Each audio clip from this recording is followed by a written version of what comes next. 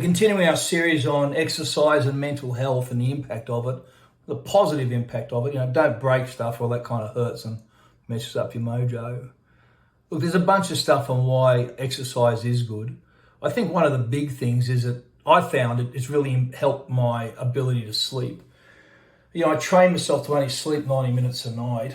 I'd set an alarm and I'd wake myself up because I'd have these horrible recalls of what happened to me as a kid, and I'd get trapped in these nightmares of, rape and all sorts of stuff.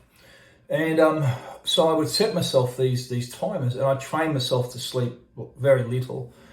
And like that sucks, especially if you get further down in your recovery and you think, bloody hell, I could do with a good night's sleep, a bit of a kip.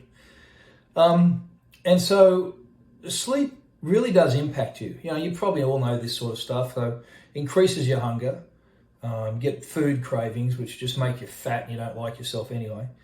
Increases cortisol, stress hormones, again, you get fat, diabetes, heart attack, high blood pressure, blah, blah, blah. Your brain doesn't flush the toxins out of your brain, can't think clearly. You're just a pain in the ass to be around, really, because you're irritable. So lack of sleep's no good. And what exercise does is it just makes you buggered. And you get tired and you want to, then the food that you are eating is actually good for you. Make sure that's the case. So you're not just having empty calories or just calories are too much because they're not burning. It regulates your body temperature, which allows you to sleep better. It supports the natural rhythm, circadian rhythm in your body. You awake at the appropriate times, and because you're tired or exhausted, bang, you're out, you're up again, your body goes through this natural thing. And it really can help I believe, just overall quality of your sleep. So physical exercise helps a lot of things, both mentally and also biologically, which are an important part of a regime for mental health. Now, I say regime because a regime is something that you're in charge in. A regime is something that you establish. It's a habit that you put in place for the benefit of, or to gain the benefit from it, which you've decreed. Now that's vital because it's a tool in your toolbox to manage a mental illness. Mental illnesses just don't go away. You don't take a magic pill to get rid of depression or PTSD, because that's just pharma bullshit. Because all they're trying to do is numb you out, and that just makes you a worse person, more prone to suicide, and unable to sincerely interact with the rest of the world around you. If you've got a chemical imbalance, that's one thing.